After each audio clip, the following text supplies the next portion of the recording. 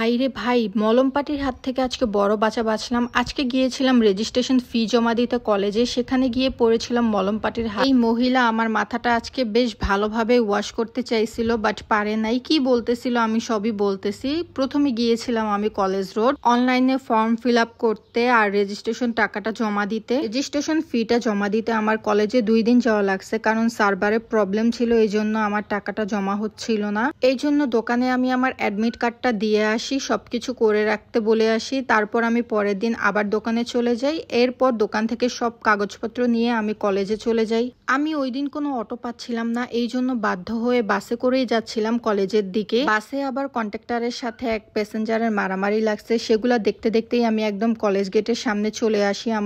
আমি আমাদের কলেজের পেছনের গেটটা দিয়ে কলেজের ভিতরে যাই। গিয়ে দেখি স্যার নাই। স্যারের জন্য আমি অনেকক্ষণ ওয়েট করেছিলাম। বেশ অনেকক্ষণ পর স্যার আসে। স্যার আসার পর স্যারের কাছে আমি সব কাগজপত্র জমা দিয়ে সিগনেচার দিয়ে কলেজ থেকে বের হয়ে আসি। এরপর ভাবলাম যে আমি বাস দিয়েই চলে যাই বাসার দিকে। বাস দিয়ে আমি ডিরেক্ট আমাদের পঞ্চবটি চলে যেতে পারবো, আর সেটাই হয়েছে আমার সবচাইতে বড় ভুল, কারণ বাসে একটা প্যাসেঞ্জারও ছিল না। দেখতেই পাচ্ছেন বাসটা পুরো খালি ছিল। বাসে ওঠার 2-3 মিনিটের মধ্যেই একটা মহিলা আসে। ওই মহিলাটাই এসে আমার সাথে নিজে থেকে অনেক কথা বলার ট্রাই করতেছিল। আমার বাসা কোথায়, আমি কোথায় থাকি, কি করি। আমি ওনাকে খুব বেশি অ্যান্সার দিতেছিলাম না, কারণ আমি এমনি তো অপরিচিত মানুষের সাথে খুব বেশি কথা বলি না। যারা আমার হালকা পরিচিত তাদের সাথেও যদি আমার রাস্তায় দেখা হয়ে যায়, তাদের সাথেও আমি তেমন একটা কথা বলি না। খুব বেশি হলে যে কেমন আছেন, কোথায় যাচ্ছেন, এর চাইতে বেশি কোনো কথা বলি না। আমার খুব বেশি কাছের বা ক্লোজ না হলে আমি কারোর সাথে তেমন কথা বলি না। অ্যাকচুয়ালি হয় কি, আমাকে ক্লোজ বানিয়ে নিতে হয়, আমি নিজে থেকে কারোর সাথে ক্লোজ হতে পারি না। কেউ যদি আমাকে নিজের মতো করে ক্লোজ বানিয়ে নিতে পারে,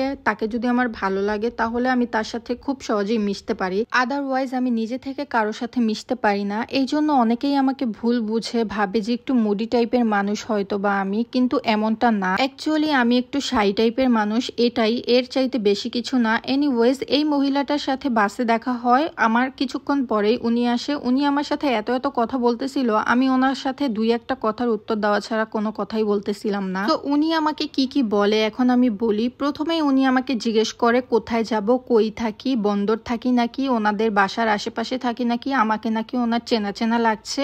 এরপর উনি আমাকে বলে, তুমি তো দেখতে শুনতে সুন্দর আছো মা, লম্বা চোরা আছো, লম্বা মেয়েদের চাহিদা অনেক বেশি, তোমার ফ্যামিলির নাম্বারটা দিবা বা তোমার ঠিকানাটা দিবা, তো আমি জিজ্ঞেস করব তোমার বিয়ে দিবে নাকি। বাই দ্য ওয়ে, উনি সব কথাতে আমাকে মা মা করে বলতেছিল। তো এরপর আমি ওনাকে অ্যান্সার দিই যে না, এখন আমাকে বিয়ে দিবে না, কারণ আমি নর্মালি তখন ওনাকে ভেবেছিলাম যে ঘটক, এর চাইতে বেশি কিছু না। এরপর উনি আমার কাছ থেকে না শোনার পর আমাকে বলে, তাহলে আমি তোমার সাথে তোমাদের বাসায় যাই, গিয়ে জিজ্ঞেস করি বিয়ে দিবে নাকি। তখন I was like, oh my God, কি বলে ভাই। তখনও আমি ওনাকে ঘটকই ভাবতেছিলাম কলেজের মেয়েটে দেখলে এইভাবে বিয়ের প্রস্তাব দেয়, রাস্তাঘাটে ঘটকালি করে আর কি। এরকমই কথা বলতে বলতে এক পর্যায়ে উনি আমাকে কার্ড দেয়, আর আমিও তখন বলদের মতো কিভাবে যেন কার্ডটা নিয়ে নিছে। আমার মাথায় একটাবারও ভাবনা আসলো না যে আমি কার্ডটা না নেই, কার্ডের মধ্যে কিছু মেশানো থাকতে পারে। সো উনি আমাকে ওনার কার্ডটা দিয়ে বলে যে আমাদের অফিস আছে ঢাকা, তুমি তোমার বান্ধবীদের নিয়ে ঘুরে আইসো। চিন্তা করেন একবার, আমি নাকি আমার বান্ধবীদের নিয়ে ওনাদের অফিসে ঘুরতে যাব। এরপরেই আমার মাথায় সাডেনলি আসে, কি রে ভাই, উনি আমাকে এগুলো কি বলতেছে, আমি কেন আমার বান্ধবীদের নিয়ে যাব, আর শুধুমাত্র কেন বান্ধবীদের নিয়েই যাব, ফ্রেন্ডও তো বলতে পারতো, শুধুমাত্র কেন বান্ধবীদের কথাই বললো। এরপর আমার মনটা কেমন জানি লাগে, আমি সঙ্গে সঙ্গে কার্ডটা ফালাই দেই। ও বলতে ভুলে গেছি, এর মাঝখানে উনি আমাকে পানিও সাজছে, বাট আমি ওনার পানি খাই নাই। বলছি যে আমার কাছে পানি আছে, বাট আমার কাছে কোনো পানি ছিল না। এরপর আমি আর একটু দেরি করি নাই ভাই, সঙ্গে সঙ্গে আমি ওই বাস থেকে নেমে যাই। বাস থেকে নেমে আমি আমার জামাইকে মেসেজ দিছি, এই মহিলা আমাকে এগুলো বলতেছে। আমার জামাইও দিছে আমাকে সেই বকা। যাই হোক, সেদিন খুব ভয়ঙ্কর একটা এক্সপিরিয়েন্স হয়েছে, তার সাথে সাথে ফানিও বটে। আপনারা সাবধানে থাকবেন সবসময়। সবাইকে আল্লাহ হাফেজ, গুড বাই।